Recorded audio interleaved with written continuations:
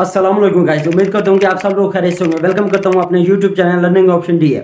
आज का जो मेरा टॉपिक है वो सियासत के हवाले से। जमशेद दस्तिया जो पहले सबका MNA रह चुके हैं, उन्होंने प्रेस कॉन्फ्रेंस की है परसों, और उसकी वीडियो जो है ना सबसे ज़्यादा वायरल हुई है। आप पता नहीं क्यों उसकी वीडियो को पज़ीराई मिली है, ये तो वीडियो को देखने के बाद ही पता चलेगा। उन्होंने ना गवर्नमेंट को छोड़ा है, ना चीफ जस्टिस को छोड़ा है, और ना सियासतदानों को छोड़ा है, और ना ही हमारी फौज को छोड़ा है। सबसे पहले जो है ना उन्होंने नवाज शरीफ को आड़े हाथों लिया है। दस्ती साहब ने क्या कहा, उसने कहा नवाज शरीफ के बारे में क्या बोला। उन्होंने कहा है कि ऐसे शख्स हमारे जनरल परवेज मुशर्रफ, उसका तियारा जो है ना तबाह करना चाहता था ये शख्स।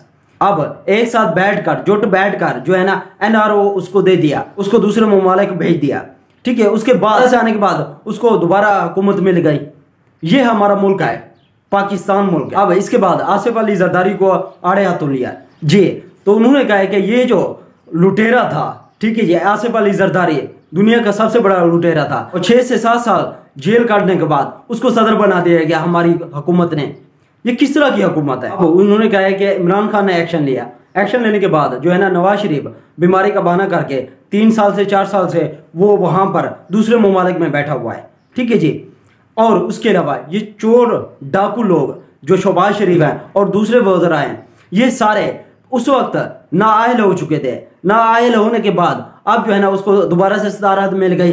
अदम एतमाद होने के बाद उन्होंने कहा है चाहे सियासत हो, चाहे चीफ जस्टिस हो, चाहे कोई जनरल हो, चाहे कोई भी हो, फौज का आदमी हो, कोई भी हो, मैं हक सच की जो बात है वो मैं करूंगा, चाहे जो भी हो, ठीक है जी। मैं हक के साथ हूं, मैं अपनी अवाम के साथ हूं, ठीक है जी, और मैं हमेशा इस आवाम के साथ खड़ा रहूंगा। आई होप कि आज की जो मेरी वीडियो है आप लोगों को अच्छी लगी होगी। अगर अच्छी लगी है तो please like, subscribe and share कर दें। इंशाल्लाह मिलते हैं नेक्स्ट वीडियो में, तब तक के लिए इजाजत दीजिए। अल्लाह हाफिज।